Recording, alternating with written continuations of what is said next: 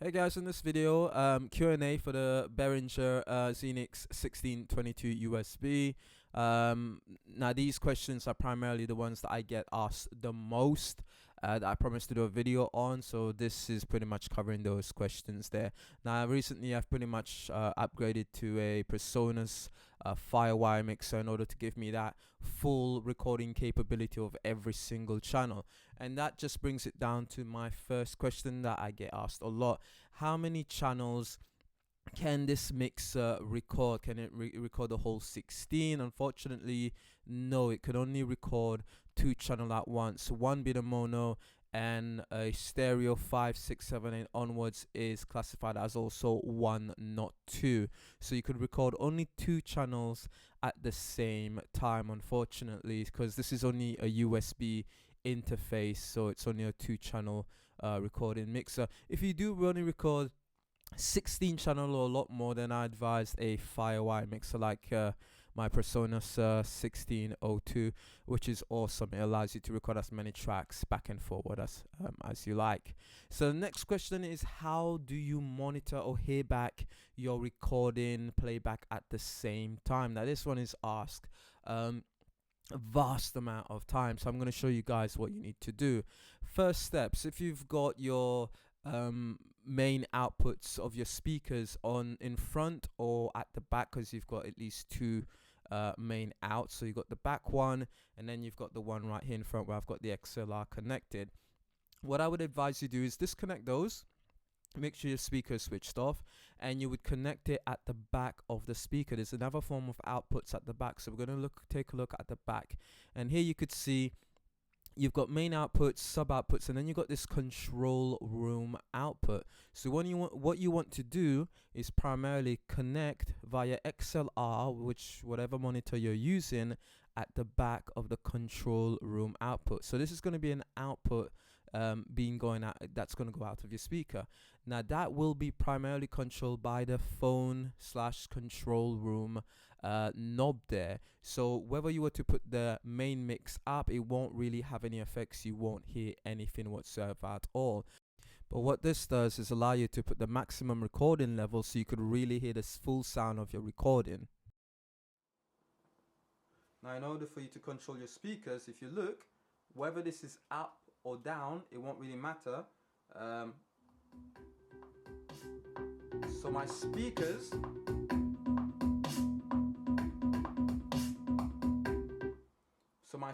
are now volume controlled via the control room right here. So it's similar, pretty much it's what you will hear in your headphones. So you're using the output at the backs of the mixer and you're controlling it via the control room.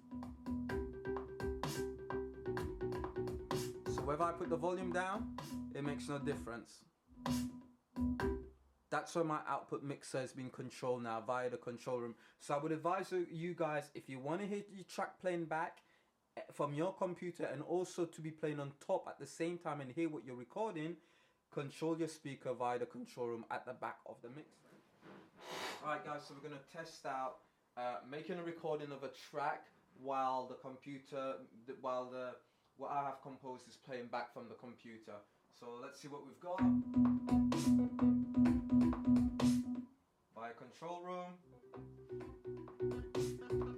Button up and down, it doesn't matter. I'm going to leave it out so it's always in the recording mode. So I'm going to leave it out so it's always in the recording mode. Okay, so I'm going to put it up here. Then I'm going to record.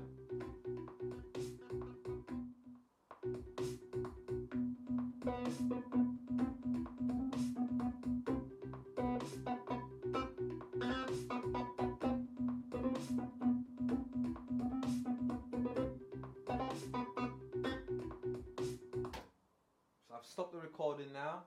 Without even pressing anything, I'm going to leave it exactly as it was. I'm just going to play the music back.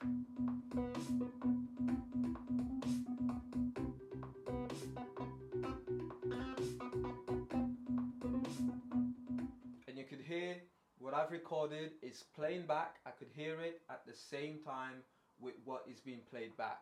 So hopefully that answers a lot of you guys' question, wondering what is the best way to hear music playing back that you've recorded on top of what is playing. So that's what you would do. Use the control room at the back as an output connected to your mixer, and you'll be all good to go, to be quite fairly honest. Right guys, the other question that I occasionally get is regarding the onboard effects, where you have the orange highlights here, knobs. Now a lot of people are saying they can't activate it or they don't know how to use it, especially the beginners. So what I'm going to do again is demonstrate using my Analogue synth on channel 2, and I'm going to show you how to activate the effects. Again, my speakers is coming out via the control room, just to show to you guys. So at the moment, that's what it sounds like without no effects being added on. Now in order to activate the effects, say for example if you were just to turn it up as maximum, no effects will be added no matter how high you turn it up. In order to activate the effects, it comes down to these two right here, these two knobs. They're on the main board. So what you want to do is turn these halfway, and that will channel the effects on board all the way through to the selected channel. So if you had something connected right here in your stereo 5 and 6, that will apply the effects that you have highlighted on the board. So at the moment I've just got number 1. Number 1 is just a reverb hall. So let's have a look. Now I'm going to turn it up.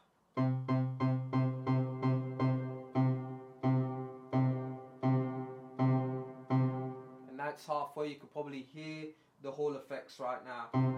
Put the volume up so you guys can hear the difference. I'm going to turn it down and then bring it up.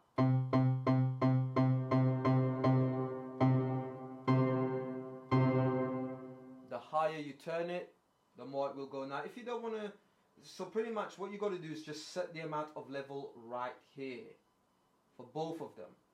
If I turn one down and leave only one up, it won't work.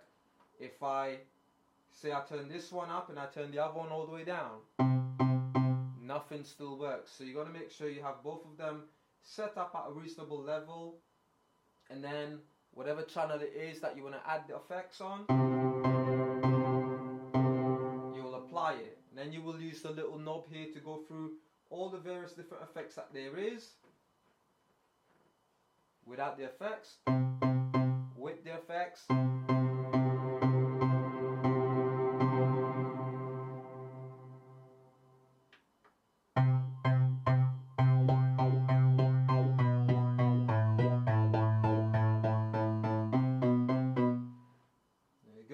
If you want to go further into that effects, you just press in and you just organize the level of that effects. Let me just turn it up.